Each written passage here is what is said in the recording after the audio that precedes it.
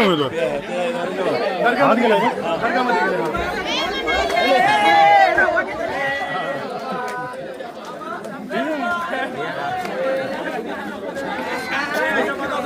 आकिबची काय सांगाल? पुन्हा तुमच्या घरामध्ये आता नगरसेवक पद आलेलं आहे, पुन्हा एकदा तुम्ही नगरपालिकेत आहात, काय सांगाल? सगळ्यांचं पहिलं तर मनपूर्वक धन्यवाद. माझ्या प्रत्येक वार्डामध्ये मला जे सहकार्य केलं तेच माझ्या मुलाला पण सहकार्य केलंय. हे सगळे आमची 7वी पिढी आहे.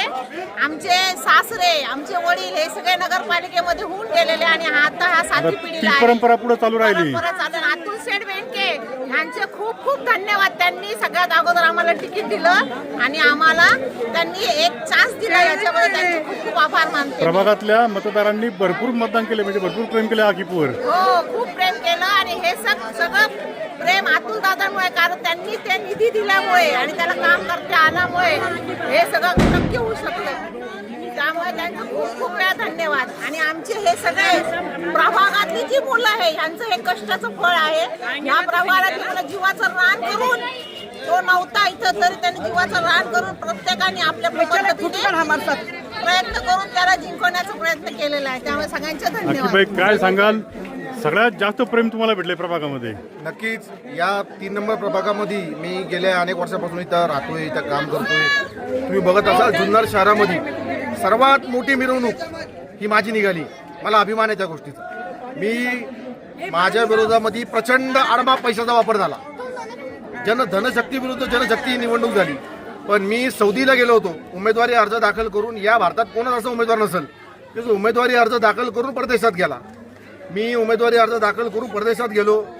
या जनतेने निवडणूक हातामध्ये घेतली होती. या जनतेने, माझ्या सर्व मित्रांनी, माझ्या सर्व कार्यकर्त्यांनी दिवस रात्र मेहनत केली.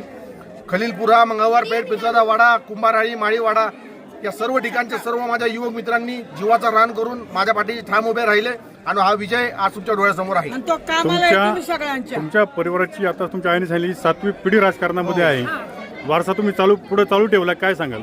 100% गेल्या 7 पिढीपासून आमच्या कुटुंबाला राजकीय वारसा आहे. माझ्या वडिलांची जी इनामदार आमची फॅमिली आहे, माझे मोठे वडील स्वर्गवासी अल्लाउद्दीन इनामदार हे सुद्धा जुन्नर तालुक्याच्या राजकारणात, समाजकारणात हे त्यांचं योगदान फार मोठं होतं. माझे वडिलांचे वडील म्हणजे असे माझे वडिलांचे वडील सुद्धा उपनगराध्यक्ष होते.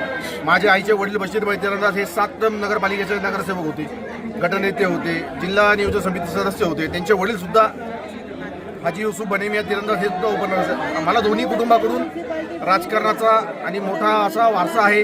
पण संधी जरी वारसाने भेटली तरी कर्तृत्व सिद्धच करायला लागतं आणि मी कर्तृत्व सिद्ध करून दाखवणार, ह्या माझा शब्द आहे या सर्व जनतेला, सर्व लोकांना. काय प्रभागामध्ये काय करायचंय आता? प्रामुख्याने प्रभागात काय करायचंय? या प्रभागामध्ये जो या प्रभागातील सुज्ञ मतदार, या प्रभागातील सर्व जनता यांचे जे प्रश्न माझ्या समोर येतील त्याला 100% मी मार्गी लावण्याचा आतोनात प्रयत्न 100% करणार. ठीक आहे, तुम्हाला शुभेच्छा. धन्यवाद. तुम्ही पण मोरे साहेब, माझ्या निवडणुकीच्या कार्यकाळामध्ये तुम्ही पण मला खूप मोठं सहकार्य केलं, मार्गदर्शन केलं. तुमचंही मनपूर्वक आभार.